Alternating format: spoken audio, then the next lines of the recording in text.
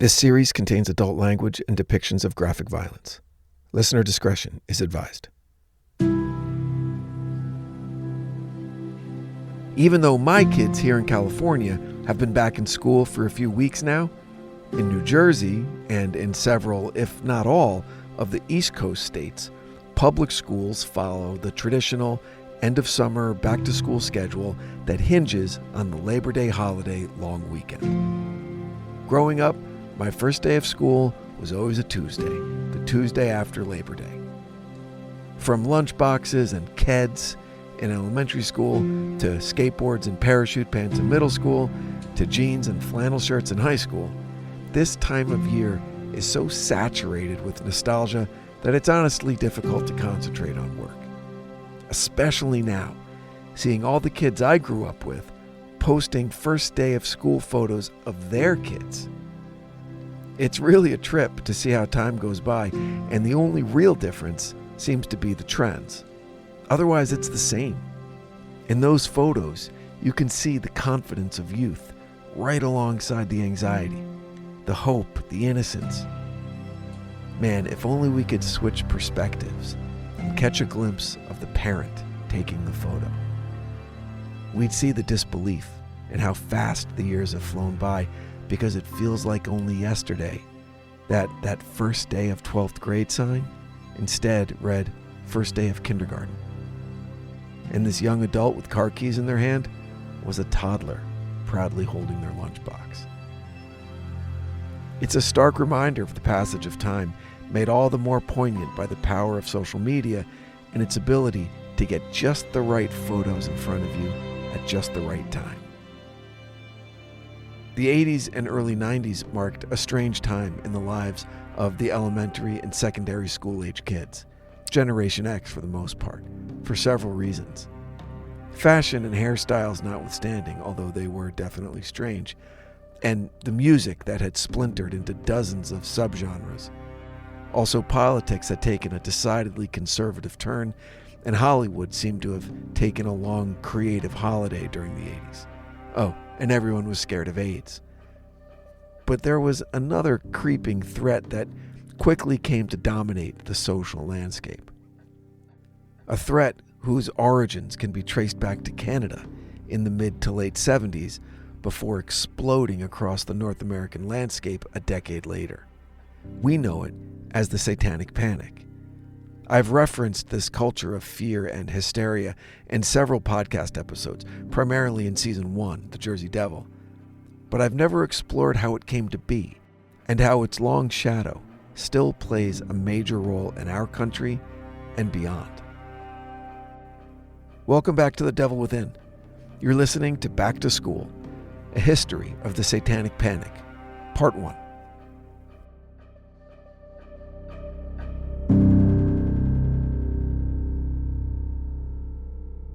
In 1973, a psychiatrist in Victoria, British Columbia, began treating a young woman, 24 years old, newly married, and struggling with a low-level anxiety disorder. The patient was Michelle Smith, and her doctor, Lawrence Pazder, would have semi-regular sessions for the next 3 years. Then, in 1976, the sessions would dramatically increase to several hours every day, totaling more than 600 hours of treatment in just 14 months. What could possibly have happened to demand such a dramatic increase in Michelle's treatment? The answer to that question would shock the world and become the tip of the spear for a new and destructive movement that would last for more than 25 years, would see innocent people thrown in jail, lead to draconian legislation being passed in our own halls of justice, censorship of our music and press, and, even if they were spared incarceration, it would destroy countless lives. Yeah, this seemingly run-of-the-mill doctor-patient relationship was the spark that caused the Satanic Panic. Michelle Smith was born in 1949, and according to her sister, had a very normal childhood. Loving parents and siblings, middle-class neighborhood, good schools. Basically everything that comes to your mind when you think of Canada. That was Michelle's life. After school, she met a man, fell in love, and got married. During the anti-psychiatry nadir of the 1970s, it was really something for a young woman like Michelle to seek out treatment. Her generation, the baby boomers, were left kind of rudderless after the high of the late 60s wore off, and now here they were as 20-somethings done with school, and they needed to find purpose. Not the best time for there to be a ubiquitous turning away from mental health issues. There were very few choices for medication, few doctors adequately trained in the field, and as stated, it was just sort of frowned upon in general. But there she was, taking care of herself. Then in 1976, Michelle was confronted with a crisis, and she was very grateful to have had established a relationship with a trained psychiatrist. She had a miscarriage that not only put a great deal of pressure on her marriage, it was a stunning personal blow. But it was during this time that doctor and patient were dealing with the depression brought on by the loss of her pregnancy that Michelle confided something in Dr. Pazder. She felt that there was something of tremendous importance that she needed to tell him, but she couldn't remember what it was. A few sessions later, and I'm talking about as sudden as a flip being switched, Michelle began screaming and doesn't stop for a full 25 minutes. When Dr. Pazder was finally able to calm her down, there was a dramatic change in the demeanor of Michelle Smith, especially her speaking voice. She was suddenly the vocal and emotional embodiment of her own 5-year-old self. Here's Dr. Pazder. I knew Michelle very well through 4 years of therapy, intensive therapy, and there was no evidence of any of this kind of material present, but I knew her personality and everything. When she came to me a year after it had been discontinued and went into a very deep level of consciousness and began to relive, essentially, to see, to hear, to feel, and to tell me in detail these events for 14 months of what happened to her as a child, it was very difficult for me to decide where it was coming from. I looked to see, was it imagination, was it hysteria, where was it coming from, was it psychosis?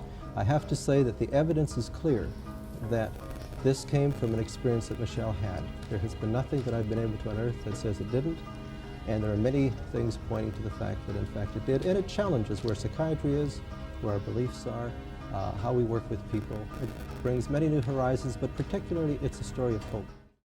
Notice he said, quote, in a deep state of consciousness. He was hypnotizing her to make sure she could get around all the walls and stop signs that she had constructed for herself over the previous 2 decades in order to attempt to live some semblance of a normal life. But Dr. Pazder was able to reach her on a subconscious level and build enough trust to get to the truth. Dr. Lawrence Pazder was a credentialed psychiatrist and a fellow of the Royal College of Physicians and Surgeons of Canada.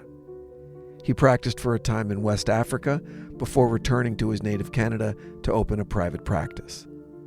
As a practicing Catholic, Dr. Pazder was familiar with, if not fully prepared, for what he was about to encounter with his longtime patient, Michelle Smith. For 14 uninterrupted months, Dr. Pazder would guide Michelle into that deep state of consciousness. Every session was audio recorded, by the way. And during these sessions, Michelle revealed a tale of nearly unspeakable horror that she was able to conjure from the depths of her memories. Beginning in 1954, when she was just 5 years old, Michelle claims to have been subjected to near constant abuse at the hands of a diabolical satanic cult that had existed in Victoria for generations. Overseen by the Church of Satan, a secret organization Michelle claimed predated the Christian Church. Michelle was present for countless rituals that began with her witnessing the sacrifice of animals, after which she would be placed on an altar and the blood from the animals would be smeared across her face and body. From there, it would escalate to physical harm being inflicted upon her, burns from candles and torches, slashes from knives, and repeated sexual abuse from dozens of different cult members. And all the while, her mother not only failed to intervene, she participated, as if her own daughter was just a prop in the proceedings, kept alive for her utility in the rituals that required a child.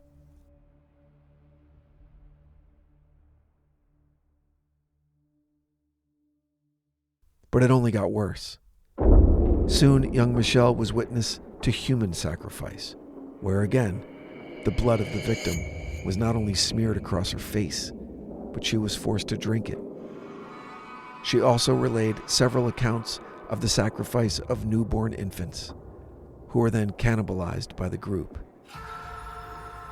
Michelle was also forced to join in the ghastly feast.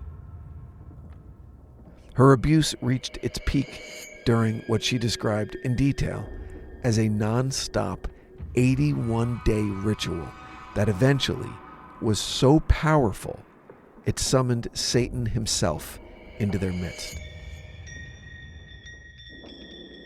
This, as you might imagine, caused a great disturbance in the realm of the Almighty, and according to Michelle, Jesus and the Virgin Mary had to appear to cast Satan from the earthly plane and send him back to reign in hell. Accompanying Jesus and Mary was none other than the Archangel Michael, and it was Michael who took pity on the child that was Michelle Smith after he saw all the signs of abuse on her small body inflicted over the course of more than a year of near constant torture, the countless scars on her skin perpetrated by the fiends who were members of this cult, and not just the scars on her body.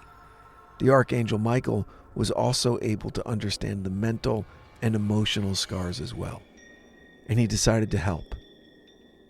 These terrible souvenirs of her torment were completely erased by Michael, in the hopes that Michelle might live a life unaffected by the terrible events she'd been forced to endure. The physical scars disappeared, and the emotional scars were safely locked away in the crypt of her mind until, as he told her, the time was right. It appears as though that time was 1976 in the home office of Dr. Lawrence Pazder. Dr. Pazder, although the story sounded completely insane, knew her accounts to be genuine. His first and strongest bit of evidence that pointed to the veracity of Michelle's story were his own experiences in Africa. He knew that many of the rituals Michelle described, such as the Black Mass and the ritualistic self-amputation of the middle finger of the most devout among a certain sect, all of which Michelle witnessed, the doctor knew these events happened in other parts of the world. He had witnessed them personally during his time in Africa. If they could happen there, why not here in Canada? After those 14 months of intense therapy, several things happened. The first is that Michelle, well, she got better. And she and Dr. Pazder grew very close. So close that they both decided to divorce their respective spouses and marry each other. Also, up to this point, due to doctor-patient privilege, no one but Dr. Pazder and Michelle knew about Michelle's incredible story. But all that was about to change.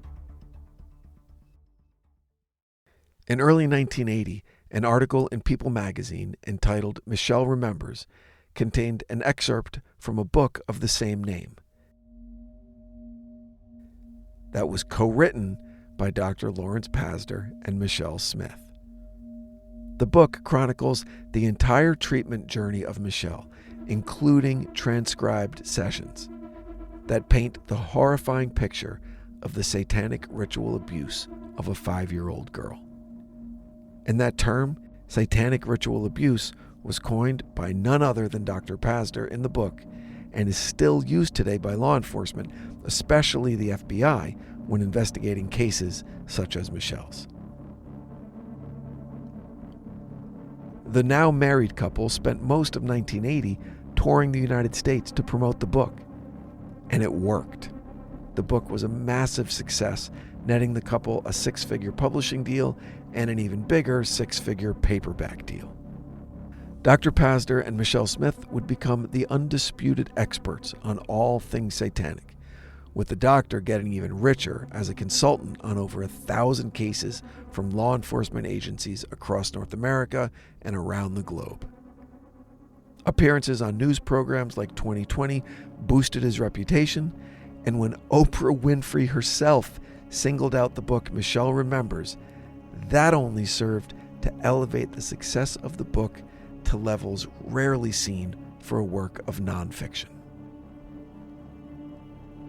And interestingly, as massive a movement that Michelle Remembers became, and the amount of attention the disturbing and difficult to believe events it relayed, this was only the beginning. Michelle's story effectively blew the lid off a simmering cauldron of intrigue, abuse, and murder that had been hiding in the shadows for who knows how long, and included allegedly thousands and thousands of secret members. People you knew. Your mailman, your banker, your kid's teacher. They could be anyone, and they could be anywhere. Worse, according to Dr. Pazder, they already were everywhere. And if you don't believe me, just look at the incredible spike in arrests for satanic ritual abuse of children in the early to mid-1980s. Actually, wait. Don't look it up. Wait for the next episode of The Devil Within, and I'll tell you all about it as we continue with our history of the Satanic Panic. Thanks for listening. Make sure you're following The Devil Within wherever you get your podcasts so you never miss an episode. You could also check out our socials at The Devil Within Pod on Instagram, Facebook, and now full episodes are available on YouTube. Until next time, stay safe out there. The Devil Within is an EVO production, recorded live at Bel Air Studios in Los Angeles, California. Written and produced by Brandon Morgan, executive produced by Danny Abelson. For The Devil Within, I'm your host, Brandon Morgan.